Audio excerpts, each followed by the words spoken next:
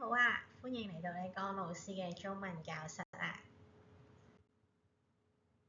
今日咧會同大家分享祈使句同疑問句嘅大解密喎。唔知道咧，大家仲記唔記得乜嘢係祈使句，乜嘢咧係疑問句咧？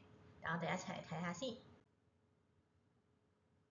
祈使句咧係指要求啦，同埋你希望人哋做或者唔做一啲事情嘅句子。祈使句咧有4種嘅喎，第一種咧係命令，例如咧站住，把手放下，咁你見到咧佢咧後面都有感嘆號喎。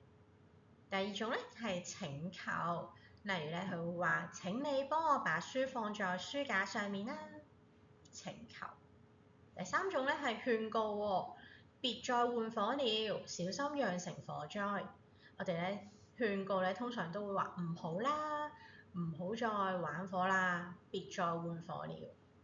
第四種咧係禁止喎，施工重地，行人免進。咁一樣咧同命令句一樣咧，你會見到好多咧都係感嘆號嘅。咁乜嘢係疑問句咧？疑問句咧，大家相信就會比較熟悉啲啦，因為咧好多同學仔都會見到，疑問句後面咧一定有問號啦，係啦，疑問句咧通常都係向別人咧提出一啲問題嘅句子，所以咧句末咧多數都會有問號嘅。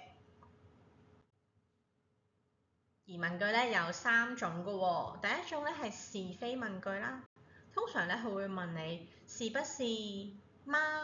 吧呢啲嘅，例如咧你要到外國升學嗎？咁你就要答佢要或者咧唔要啦。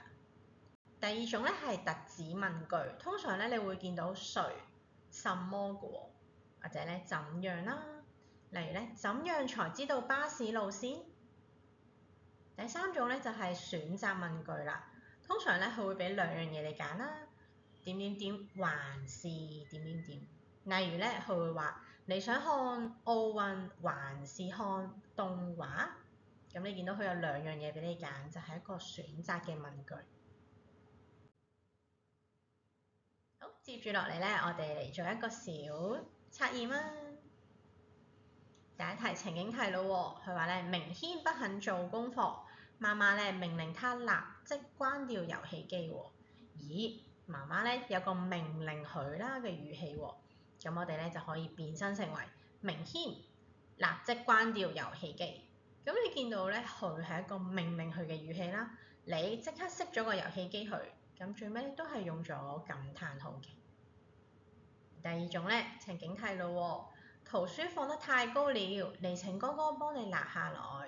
咦，我哋咧做唔到一樣嘢喎，想請佢幫手，咁咧我哋可以變成哥哥請你幫我把圖書拿下來，就有一個請求嘅一個意味喺度。